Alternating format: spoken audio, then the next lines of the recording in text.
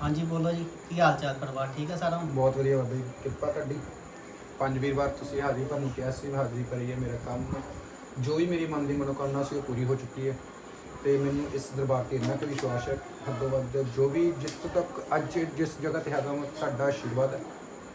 देखो साडा कोई आशीर्वाद नहीं, जो कुछ है उस परमात्मा का वा। जो कुछ करना उस परमात्मा ने करना, असीं कुछ नहीं करना। सब मालिक की कृपा वा, मालिक ने किया, मालिक ने करा, असीं कुछ भी नहीं। बाकी चलो बड़ी वधिया गल है कि तुहाडा काम संपूर्ण हो गया, बड़ी खुशी की गल है। ਉਹ ਤੇ ਗੱਲ ਬਾਬਾ ਜੀ ਸਹੀ ਹੈ ਬਿਲਕੁਲ, ਬਟ ਫਿਰ ਵੀ ਇੱਕ ਚੀਜ਼ ਹੁੰਦੀ ਹੈ ਕਿ ਸਾਡੀ ਫਰਿਆਦ ਤੁਹਾਡੇ ਅੱਗੇ, ਤੁਹਾਡੀ ਫਰਿਆਦ ਤੋਂ ਦਰਗਾਹ ਤੇ, ਜੋ ਤੁਹਾਡੀ ਫਰਿਆਦ ਤੋਂ ਦਰਗਾਹ ਤੇ ਲੱਗਣੀ ਉਹ ਸਾਡੀ ਨਹੀਂ ਲੱਗੇਗੀ। ਇਸ ਲਈ ਆਪਾਂ ਤੁਹਾਡੇ ਤੇ ਵਿਸ਼ਵਾਸ ਕਰਦੇ ਹਾਂ ਤੇ ਤੁਹਾਡੇ ਤੇ ਵਿਸ਼ਵਾਸ ਲੈ ਕੇ ਤੁਰਦੇ ਹਾਂ ਕਿ ਸਾਡਾ ਜੋ ਵੀ ਮਨੋਕਾਮਨਾ ਸੀ ਉਹ ਪੂਰੀ ਹੋ ਚੁੱਕੀ ਹੈ। सब परमात्मा की कृपा बेटा, ਉਹਦੇ ਰੰਗ